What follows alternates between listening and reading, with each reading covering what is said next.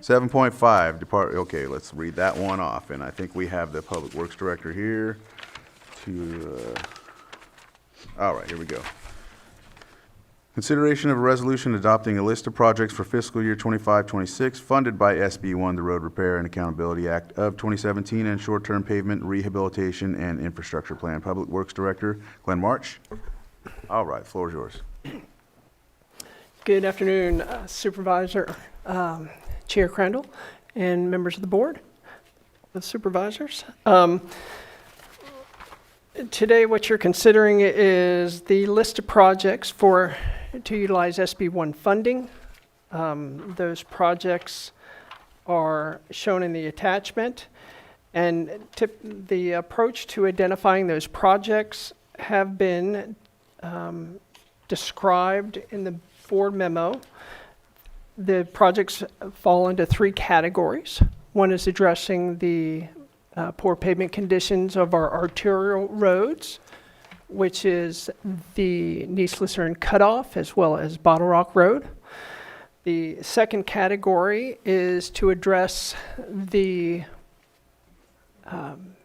roads within communities with the lowest PCI index. And those two projects are roads in Nice as well as roads in Lucerne. Roads in Lucerne also will include some safety improvements to minimize the accidents on State Route 20 as well as Country Club Drive. The third category is bridges that are either out of service, which are two, and those short span bridges that are have a temporary bridge on top of them. So the bridge decks have failed.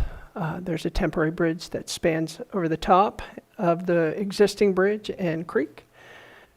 So we can get those back in shape. Any questions from the board? I think Supervisor Sabatier. Yeah, just real quick, I don't want to do this today, but I know there's an and to 7.5 and hoping that there's a chance in the near future for you to come back to speak to the public, not just for them to read and for us to read through the short-term pavement rehabilitation infrastructure plan, since today we're short on time. Just hoping that we can continue that at a later date too.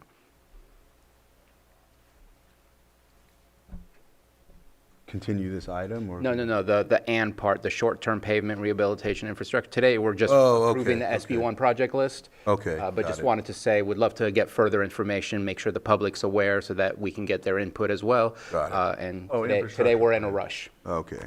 Thank you. Thank you for breaking that down for me. I'll open it up to the public if there's anyone that would like to comment on this.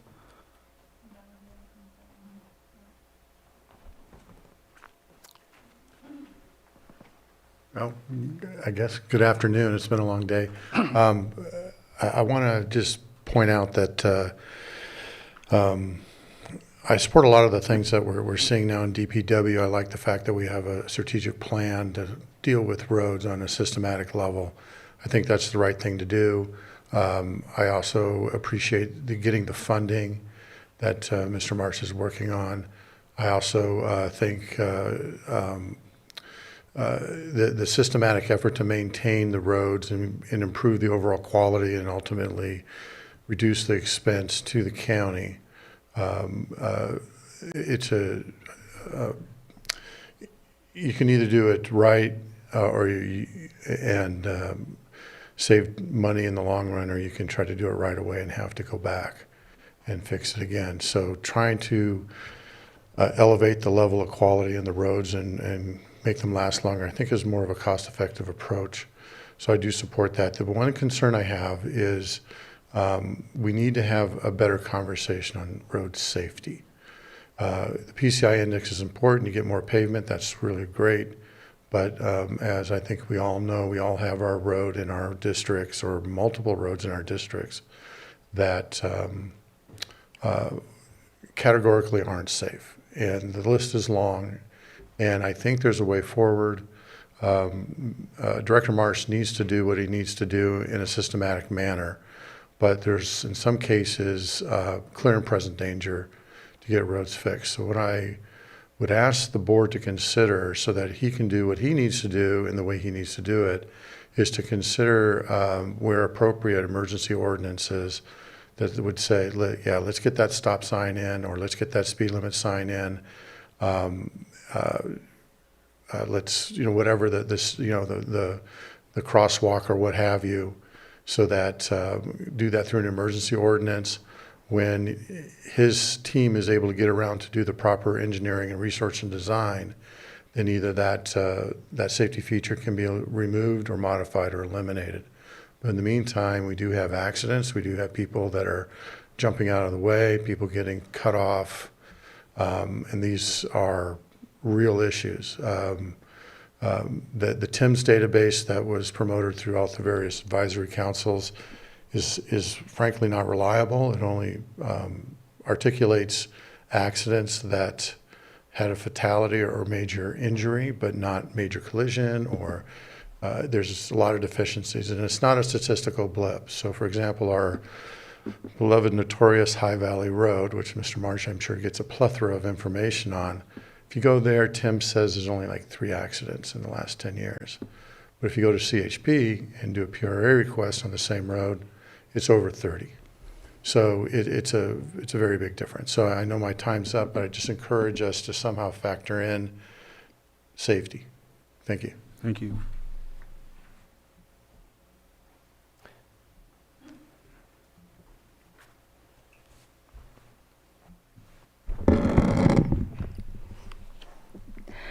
Good afternoon, Chair Crandall, Vice Chair Rasmussen, and Supervisors, Margot Kambara. I understand the challenge Public Works Director March faces. Needs outstrip resources. I appreciate his attempt to take a systematic approach. I have 2 points to make about this agenda item. First, the main criteria for projects in the short-term pavement rehabilitation and infrastructure work plan are PCI, or Pavement Condition Index, and funding sources. Safety is not a factor in the Pavement Condition Index. With respect, I suggest that short-term pavement rehabilitation and infrastructure work plan be reconsidered with road safety as a heavily weighted criterion. Some road safety issues can't be fixed by repavement. Secondly, road safety worries many in the community. At the May 22nd Planning Commission hearing for Poverty Flats Ranch's major use permit, planning commissioners expressed deep concern about the safety of High Valley Road, the access road for the Poverty Flats project. The commissioners considered sending a message on road safety through its decision on Poverty Flats permit. In response, Lake County Community Development Department Director Turner stated, quote, "The Public Works Director is going to present an updated road management plan, 5-year plan, to the board within the next couple of weeks or sometime in June. So conditions of a road is an ongoing concern and is always in front of the Board of Supervisors regarding how to most effectively allocate the existing funding to maintain and repair roads. I don't think that the Planning Commission denying this project as a way to send a message to the board would be news to them," end quote. Sadly, we learned that the short-term pavement rehabilitation and infrastructure work plan does not address road safety issues as Director Turner suggested to the Planning Commission. This underscores the need to prioritize safety for county roads. If not in the short-term pavement rehabilitation and infrastructure work plan, then in another plan as a top priority. There are many county roads that are not paved. There are many county roads which are one way in and one way out.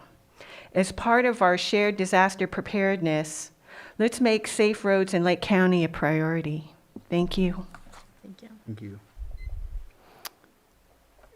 If I can add, next, on the 17th, I'll be bringing a letter of support for the Department of Public Works application for a Safe Streets and Roads for All planning grant. And it will identify, the board memorandum will identify the corridors we'll be looking at, as well as other items, safety items we'll be looking at if we're awarded the grant. Any other public comment? We'll close public comment and bring it back to the board. Any further discussion or action? I'll offer a resolution. Resolution's been offered. Supervisor Owen? Aye. Supervisor Sabatier? Aye. Supervisor Rasmussen? Aye. Supervisor Pyska? Yes. And Supervisor Crandall? Aye. Thank you. Thank you.